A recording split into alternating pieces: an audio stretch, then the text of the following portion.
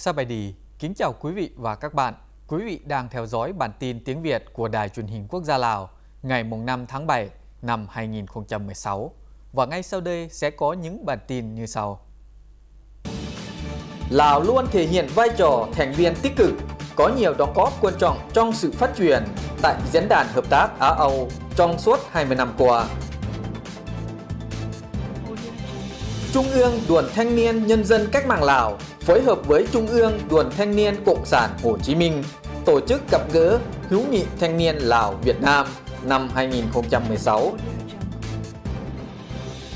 Lào mở và khai trương tổng lãnh sự quán tại tỉnh Siêng Tèng, Campuchia vào ngày 30 tháng 6 năm 2016.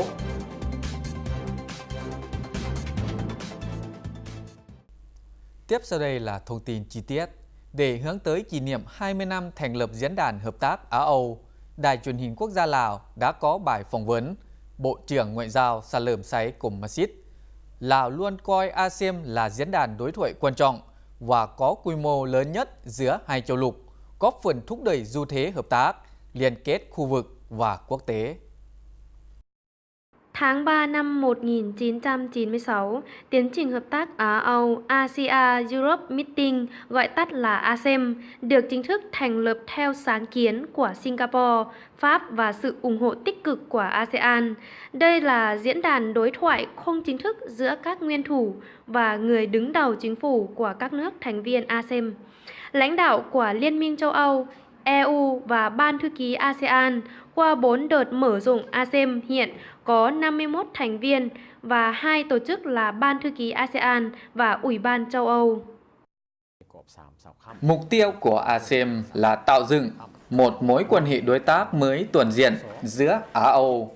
vì sự tăng trưởng mạnh mẽ hơn và tăng cường sự hiểu biết lẫn nhau giữa nhân dân hai châu lục và thiết lập đối thoại chặt chẽ giữa các đối tác bình đẳng. Diễn đàn Hợp tác Á-Âu trong 20 năm qua tập trung thảo luận và đánh giá cơ hội, thách thức đối với ASEM trước những chuyển biến mới ở cả hai châu lục Á-Âu, tầm nhìn hợp tác Á-Âu, hợp tác ASEM trong các thập kỷ, đề xuất tăng cường hợp tác Á-Âu và các biện pháp khác nhằm nâng cao hiệu quả những đóng góp của Lào đối với ASEM. Đặc biệt, năm 2012, Lào vinh dự đảm nhận tổ chức hội nghị thượng đỉnh Á-Âu lần thứ 9. Đây là diễn đàn đối thoại giữa các nguyên thủ và người đứng đầu chính phủ của các nước thành viên ASEM, lãnh đạo của Liên minh châu Âu và Ban thư ký ASEAN.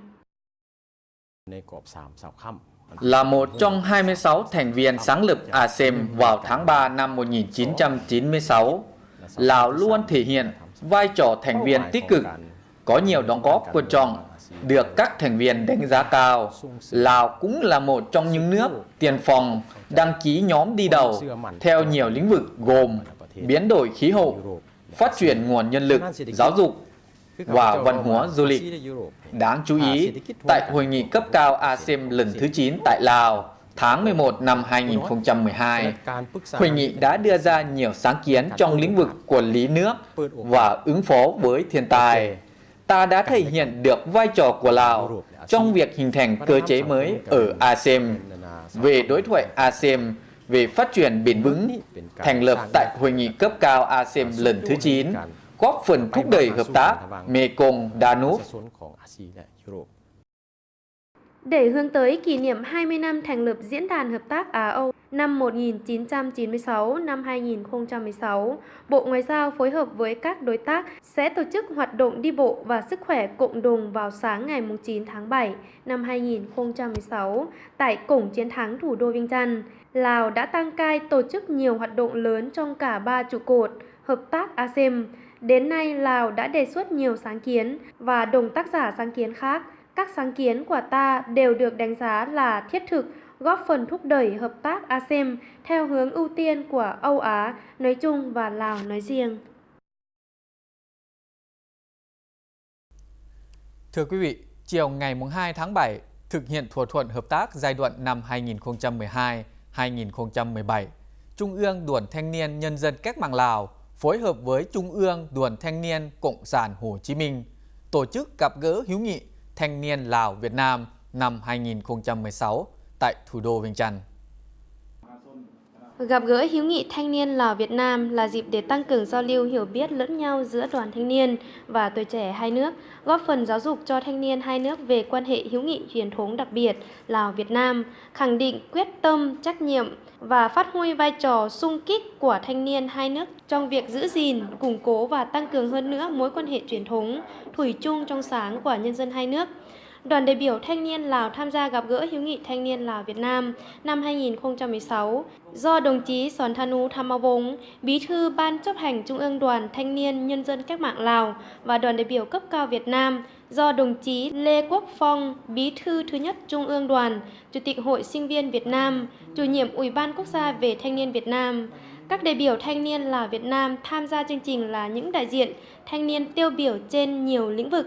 sẽ tham gia hội thảo khoa học thanh niên Lào Việt Nam với nhiều chủ đề thúc đẩy tinh thần sáng tạo, khởi nghiệp trong thanh niên và thúc đẩy tình hữu nghị đoàn kết đặc biệt và hợp tác toàn diện vì một tương lai tươi sáng của thanh niên Lào Việt Nam.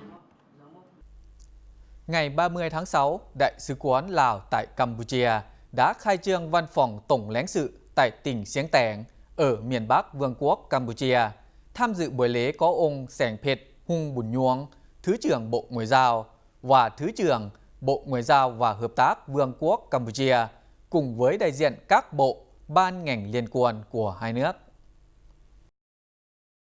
Lào, Campuchia nhất trí thúc đẩy các mối quan hệ song phương, mở thêm cửa khẩu biên giới giữa hai nước,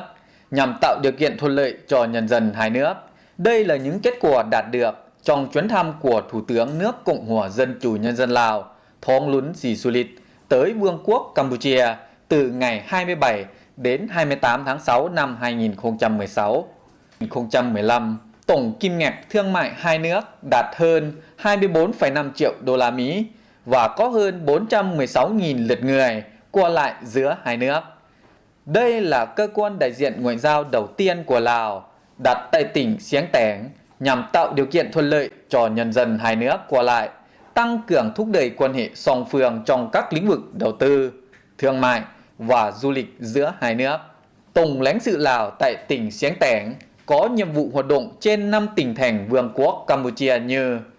tỉnh Siêng Tẻng, Co Chek, Previhia, Ratanakiri, Mondolkiri. Đánh giá cao việc mở tổng lãnh sự quán này, Thứ trưởng Bộ Ngoại giao Lào cho rằng điều này đã đạt cột mốc mới trong quan hệ tỉnh Siêng Tẻng với nước Cộng hòa Dân chủ Nhân dân Lào, thể hiện sự quan tâm, tăng cường hợp tác của chính phủ Lào với Campuchia nói chung và tỉnh Siêng Tẻng nói riêng. Tin tưởng tổng lãnh sự quán sẽ phát huy vai trò cầu nối trong các dự án hợp tác giữa tỉnh Siêng Tẻng và Lào, góp phần phát huy quan hệ hữu nghị, hợp tác truyền thống Lào-Campuchia. Sau đó, ngày 1 tháng 7, Đại sứ quán Campuchia tại Lào đã khai trương văn phòng tổng lãnh sự tại tỉnh Champasak, miền Nam Lào. Tham dự buổi lễ có ông Sẻng Phệt Hung Bùn Nhuông, Thứ trưởng Bộ Ngoại giao và ông Long Visalo, Thứ trưởng Bộ Ngoại giao và Hợp tác Quốc tế Vương quốc Campuchia, cùng với đại diện các bộ, ban ngành liên quan của hai nước.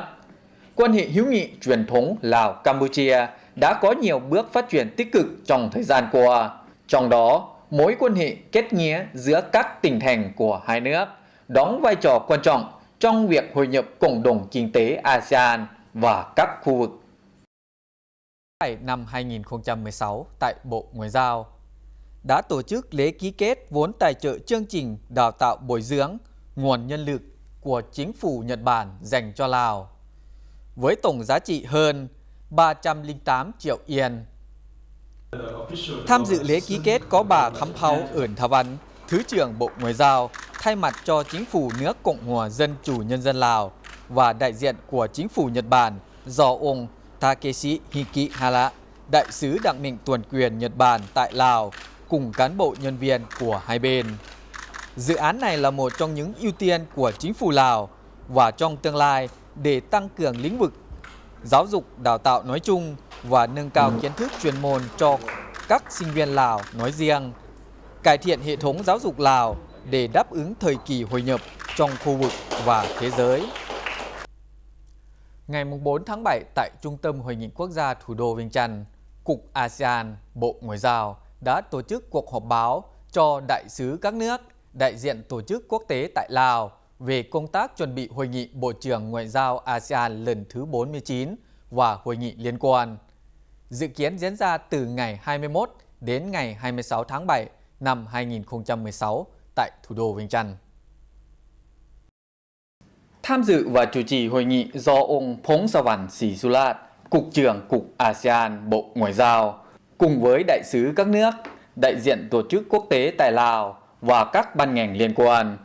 Đây là hoạt động quan trọng, là dịp để đánh giá tổng thể công tác chuẩn bị cho Hội nghị Bộ trưởng Ngoại giao ASEAN lần thứ 49 và hội nghị liên quan khác. Hội nghị Bộ trưởng Ngoại giao ASEAN năm nay diễn ra vào cuối tháng 7 là cơ sở để các lãnh đạo ASEAN quyết định về các vấn đề tại Hội nghị cấp cao ASEAN lần thứ 28, dự kiến diễn ra vào cuối năm 2016 tại thủ đô Viêng Chăn. Tại Hội nghị cấp cao ASEAN năm 2016, các nước thành viên sẽ triển khai các dòng hành động trong cả ba trụ cột chính như kế hoạch tổng thể sau kết nối ASEAN và kế hoạch công tác sáng kiến IAI giai đoạn 2, thúc đẩy và làm sâu sắc thêm quan hệ với các đối tác, tăng cường vai trò trung tâm ASEAN, nhất là trong việc đảm bảo hòa bình và an ninh ở khu vực, xử lý hiệu quả các thách thức an ninh cả truyền thống và phi truyền thống, tiếp tục thúc đẩy đoàn kết và thống nhất ASEAN, nâng cao năng lực và hiệu quả hoạt động của ASEAN, tăng cường ban thư ký ASEAN, đẩy mạnh công tác tuyên truyền quảng bá cả ở tầm quốc gia và khu vực để nâng cao nhận thức về ASEAN. Sáng ngày 1 tháng 7 năm 2016, Chính phủ Lào và các cơ quan Liên Hiệp Quốc đã tổ chức hội nghị khởi động và xây dựng kế hoạch phát triển dự án lồng ghép dinh dưỡng và an ninh lương thực tại Cộng hòa Dân chủ Nhân dân Lào, nhằm góp phần cải thiện tình trạng an ninh lương thực và dinh dưỡng của người dân.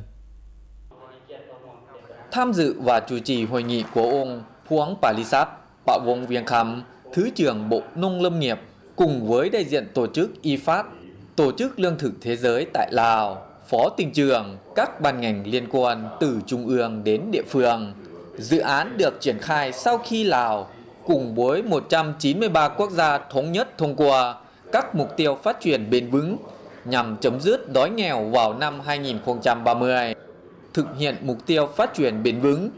Quỹ tiền tệ quốc tế đã hỗ trợ 30 triệu đô la Mỹ thông qua Quỹ phát triển bền vững để Lào thực hiện dự án lồng ghép dinh dưỡng và an ninh lương thực. Mặc dù Lào được ghi nhận đạt nhiều thành tựu trong việc thực hiện các mục tiêu phát triển thiên niên kỷ về giảm tử vong ở mẹ và trẻ em, nhưng tình trạng suy dinh dưỡng ở trẻ dưới 5 tuổi, đặc biệt là suy dinh dưỡng thấp cỏi, vẫn là một thách thức lớn đối với ngành y tế.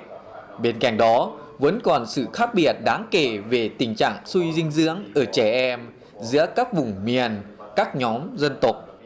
Dự án đã được triển khai từ tháng 4 năm 2016 tại 4 tỉnh thành như Siêng Khoáng, Hùa Phan, Udom Say và Phong Sa Ly. Dự án này góp phần thiết thực vào việc cải thiện tình trạng sức khỏe, dinh dưỡng của bà mẹ và trẻ em Lào, góp phần thực hiện các chủ trương, chính sách của nhà nước Lào, đặc biệt là việc đảm bảo duy trì bền vững các mục tiêu phát triển thiên niên kỷ, hướng tới thực hiện các mục tiêu phát triển bền vững mà Liên Hiệp Quốc vừa thông qua. Ở phần cuối của bản tin sẽ là dự báo thời tiết. Bản tin Thời sự tiếng Việt ngày hôm nay đến đây là kết thúc. Trân trọng cảm ơn quý vị và các bạn đã dành thời gian quan tâm theo dõi. Xin kính chào và hẹn gặp lại. Sabaydi.